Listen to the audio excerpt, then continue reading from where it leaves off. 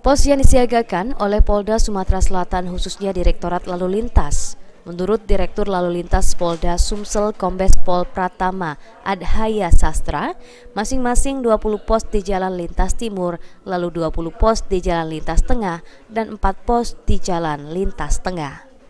Rencana pendirian pos ini sendiri, menurut Kombes Pol Pratama Adhaya Sastra, masih melihat dinamika yang terjadi saat ini, serta juga Direktorat Lalu Lintas Polda Sumsel akan berkoordinasi dengan Polres jajaran.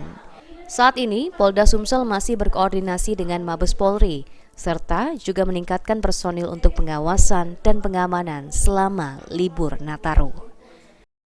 Arus sehingga nanti bisa terurai lebih signifikan, dan kita juga akan bisa lebih mudah untuk mengamankan. Namun untuk kesiapan anggota tetap kita pasang seperti tahun-tahun yang lalu.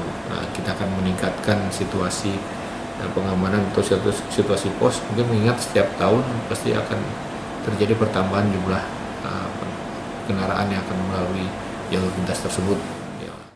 Selain di jalan lintas, nantinya jalan tol khususnya Palembang-Lampung akan dilakukan pengawasan karena menjadi penghubung Sumatera Selatan dan Lampung.